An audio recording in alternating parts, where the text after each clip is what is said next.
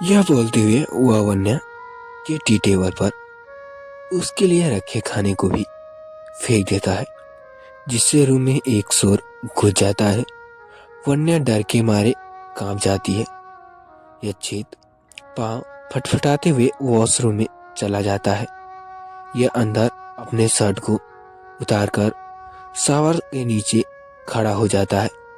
अब आगे यच्छित को खुद को काम करने में कोशिश करने लगा।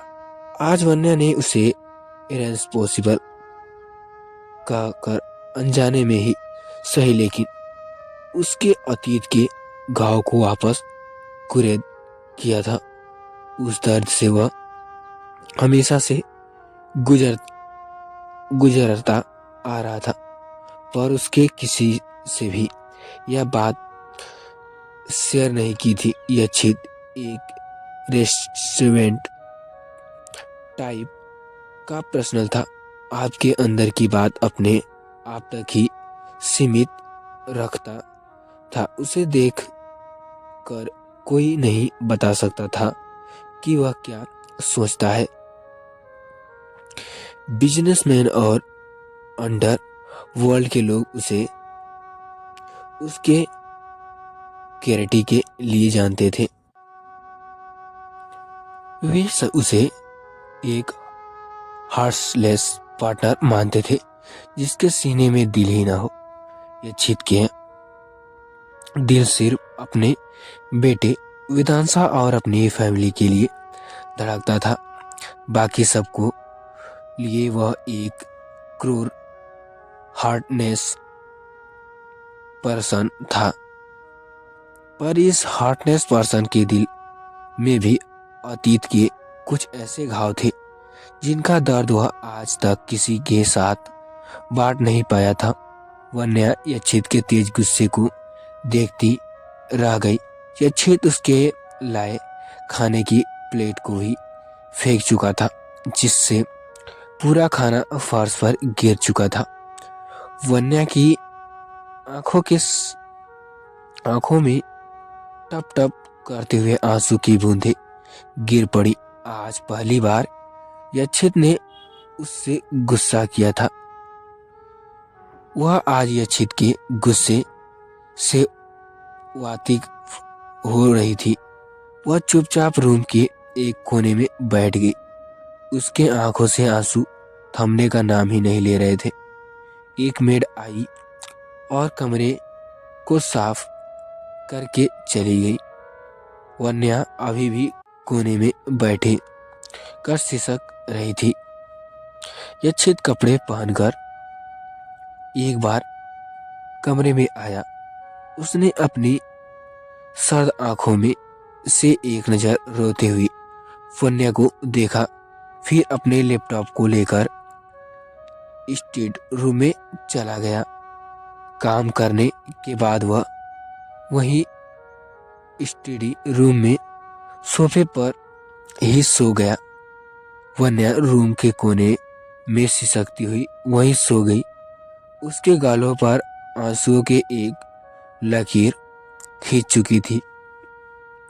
सुबह वन्या जल्दी उठ गई। वह फ्रेश होने के लिए वॉशरूम में चली गई। 1 घंटे बाद वह रेडी होकर बाहर आ गई। उसने आज एक जॉर्जेट की पिंक कलर की कुर्ती और नीचे वाइट पैकेज पहनी हुई थी। रेडी होकर वह नीचे हॉल में होती हुई गार्डन में चली गई। थोड़ी देर तक वहां बने टी टेबल वाले चेयर में बैठ गई। फिर वह वापस मेंशन के अंदर आ गई। वह अनिल जी के कमरे की तरफ चली गई। अनिल जी जाग चुके थे, पर अभी भी बेड पर लेटे हुए थे। वन्या उनके कमरे में जाकर उनके बेड के बगल में एक चेयर पर बैठ गई। वह उनकी तरफ देखते हुए बोली, डैड आप कैसे हैं? आपकी तबीयत? अनिल जी की नजर वन्या की सूखी हुई आंखों की तरफ पड़ी। साथ ही उसका हमेशा खिला खिला सा रहने वाला चेहरा आज मुरझाया हुआ था। वे वन्या की तरफ देखते हुए बोले, बेटा क्या हुआ, तुम ठीक तो हो ना?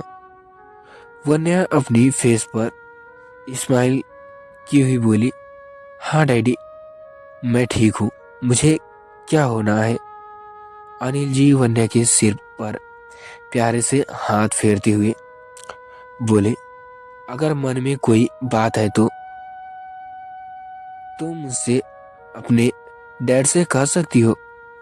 वन्या के मन में एक बात तो चल रही थी कि आखिर रक्षित के पास्ट में ऐसा क्या हुआ है जिससे उसने कल रात वन्या पर इस तरह से रिएक्ट किया।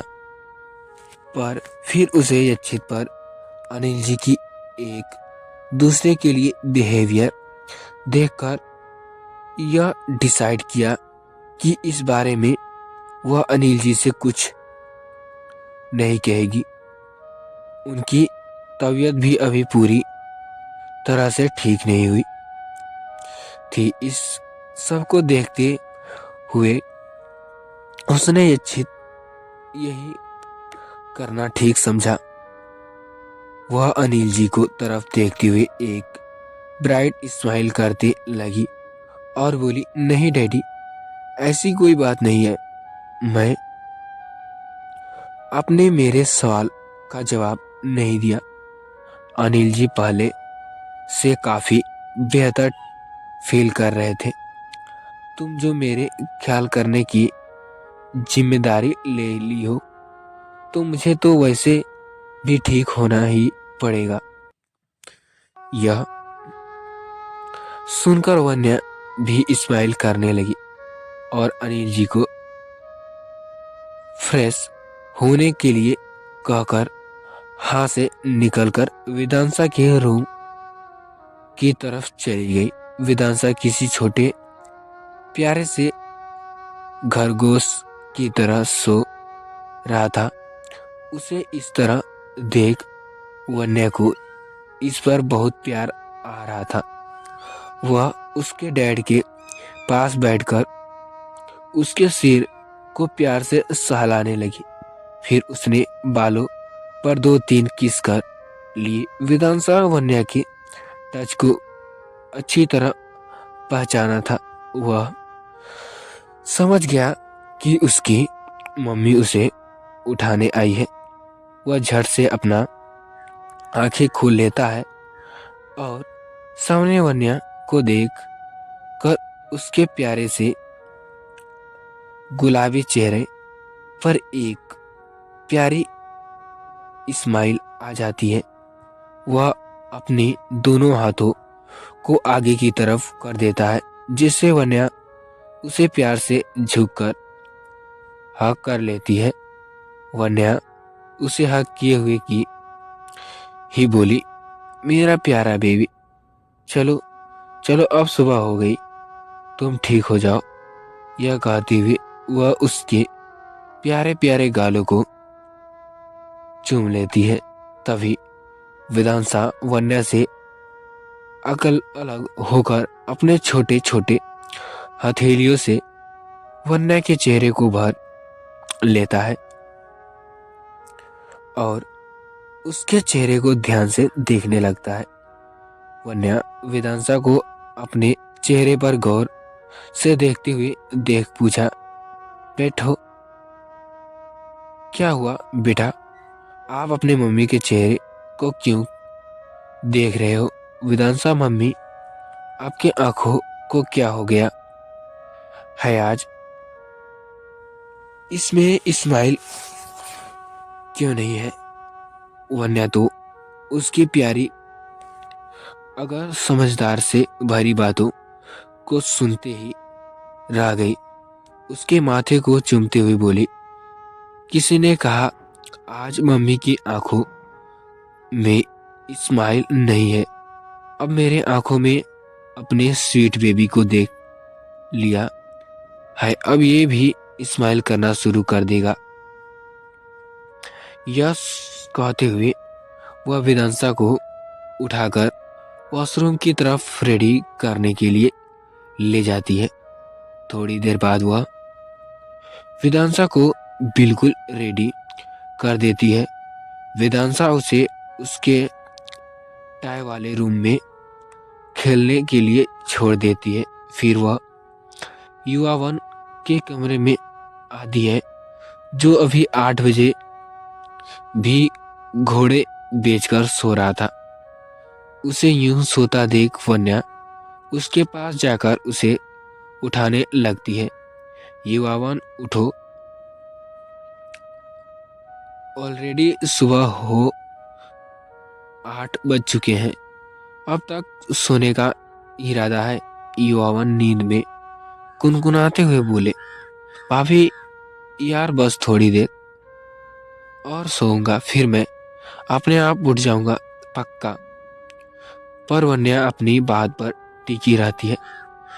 नहीं, बिल्कुल नहीं, चलो अब चुपचाप उठो और उठकर रेडी हो जाओ, वरना मैं तुम्हारे शिकायत तुम्हारे भाई से कर दूंगी। भाई का नाम सुनते ही युवावन का नींद जैसे गायब ही हो गया। वह झटपट बेड से उठ गया और बोला, भाभी भाई को बताने की कोई जरूरत नहीं है, मैं उठ रहा हूँ। यह देखकर वन्या हंस पड़ी और युवावन के कमरे से बाहर आकर किचन में सबके लिए ब्रेकफास्ट बनाने चली गई। यच्छी तब उठकर अपने बेडरूम में आया तो वन्या उसे नहीं दिखी। वो वॉशरूम में फ्रेश होने के लिए चला गया। थोड़ी देर में वह रेडी होकर ऑफिस के लिए जाने के लिए तैयार हो गया। वह ब्रेकफास्ट करने के लिए जब नीचे आया तो सब डाइनिंग टेबल पर बैठे हुए थे। अनिल जी को छोड़कर यच्छित अपना चेयर पर बैठ गया। वन्या सबको ब्रेकफास्ट सर्व करती है। वेदांशा वन्या के बगल वाले चेयर में बैठता है। वन्या यच्छित और वेदांशा के बीच वाले चेयर में बैठती थी। वन्या यच्छित को भी ब्रेकफास्ट सर्व करने लगती। यच्छित को देखकर उसे कल रात की बातें याद आने लगी, जिससे उसका चेहरा मुरझाया होने लगा था। पर वह खुद को बाहर से नॉर्मल दिखाने की कोशिश करने लगी।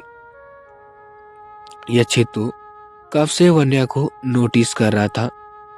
वह भी समझ रहा था कि वन्या जबरदस्ती खुद को नॉर्मल दिखाने की कोशिश कर रही है। वेदांशा आज अपने छोटे छोटे हाथों से खुद से ही खाना खा रहा था। वह उसे उसकी मम्मी ने सिखाया था। यच्छित नोटिस कर रहा था कि पहले वेदांशा खाना खाने से पहले कितने नखरे दिखाया करता था। सभी मेंढर्स और केयर टेकर्स को जो यच्छित ने वेदांशा के लिए अपॉइंट किया था, उन्हें अपनी उंगलियों पर नचाया था। पर वन्या उसे आसानी से खाना खिला देती और वह अब उसे अपने हाथों से खाना खाने के लिए भी सिखा रही थी। यच्छित को पता था कि इन सब के पीछे कौन है। सबको ब्रेकफास्ट सर्व करने के बाद वन्या वहां से अनिल जी के कमरे की तरफ जाते हुए बोली, मैं डैडी को भी ब्रेकफास्ट करा देती हूँ। चैतन्या जी ने उसे रोकते हुए कहा, बेटा पहले तुम ब्रेकफास्ट कर लो, फिर अपने डैडी को भी करा देना। वन्या ने दादी जी की बात नहीं टाली और बैठकर ब्रेकफास्ट करने लगी। यक्षित देख पा रहा था कि वन्या को सबकी कितनी फिक्र है। ब्रेकफास्ट के बाद वेदांशा यक्षित के पास जाकर बोला, डैडी आज स्कूल में सबकी मम्मी डैडी सिंगिंग और डांसिंग कंपटीशन में आने वाले हैं, आप भी मेरे साथ चलो। न वेदांशा अभी नर्वस में था। आज टीचर ने नर्सरी के बच्चे का एक डांसिंग और सिंगिंग कंपटीशन रखा हुआ था जिसमें सबके मम्मी डैडी आने वाले थे। वेदांशा अपने डैडी से रिक्वेस्ट करता है, आस भरी नजरों से उनकी तरह देखती लगता। आज यक्षित की एक इम्पोर्टेंट मीटिंग थी, पर लास्ट में उसने अपने बेटे के स्कूल जाने का तय किया, जिससे वेदांशा बहुत खुश हो गया। फिर उसने वन्या का हाथ पकड़ते हुए कहा, मम्मी आप भी मेरे साथ चलो न। वन्या भला आपने प्यारे वेद की बातों को कैसे टाल सकती थी। उसने भी हाँ में सिर हिला दिया, जिससे वेदांशा खुशी से झूम उठा, क्योंकि अब तक यक्षित की उसके स्कूल उसे छोड़ने के लिए जाता था और स्कूल के फंक्शन सभी वही अटेंड करता था। जब वेदांशा का निक नेम बाकी बच्चों को अपनी माँ के साथ देखता तो उसे बहुत दुख होता कि उसकी माँ क्यों नहीं है, पर आज वह बहुत ज्यादा खुश था। यक्षित आज खुद ही ड्राइवर करने वाला था, इसलिए वह ड्राइविंग सीट में बैठ गया। वन्या वेद को अपनी गोद में लेकर यक्षित को बगल वाले सीट में बैठ गया। वेद के चेहरे की रौनक आज बहुत ज्यादा थी, जो उसके गुलाबी गुलाबी से गालों में देखी जा सकती थी। वन्या ने उसे अपने सीने से छिपाकर रखा हुआ था। वह अपनी आंखें खोलकर वन्या की तरफ देखने हुए उसके गालों को किस कर लेती है, जैसे वह बताना चाहता था रहा था हो कि उसके आगे से वह कितना खुश है। जब ये स्कूल पहुंच गया तो यक्षित ने कार पार्क कर ली। तीनों कार से उतरकर बाहर आ गए। वेद अपने एक हाथ से यक्षित और वन्या के हाथों को पकड़ते हुए बहुत खुश नजर आ रहा था। स्कूल में टीचर्स भी इस स्वीट से फैमिली को देखकर स्माइल करने में खुद को रोक नहीं पा रहा था। वेद के एक फ्रेंड आस्था, जो कि 4 साल की थी, वेद के पास आकर बोली, वेद तुम्हारी मम्मी तो बहुत ब्यूटीफुल है, यंग है, और तुम्हारे डैडी तो बहुत हैंडसम है, बिल्कुल हीरो की तरह। वेद और आस्था दोनों प्यारे प्यारे बच्चे एक दूसरे को देखकर स्माइल करने लगे। उन्हें इस तरह से बातें करते देख वन्या भी स्माइल करने में से खुद को रोक नहीं पा रही थी। मुस्कुराते हुए उसकी नजर यक्षित को टकरा जाती है, जो उसकी तरफ ही देख रहा होता है। यह देखकर वन्या दूसरी तरफ देखने लगती है। तो फ्रेंड्स, ये थी हमारी आज की स्टोरी। तो फ्रेंड्स, स्टोरी आपको कैसी लगी कमेंट करके जरूर बताइएगा। कहानी के आगे क्या होने वाला है जानने के लिए बने रहिए हमारे इस कहानी पर। तो फ्रेंड्स मिलते हैं ऐसे इंटरेस्टिंग और इंटरटेनमेंट स्टोरी के साथ नेक्स्ट पार्ट में। तब तक के लिए बाय फ्रेंड्स। तो फ्रेंड्स चैनल पे नए तो चैनल को सब्सक्राइब कर लीजिए। तो फ्रेंड्स मिलते हैं बाय अगले पार्ट में।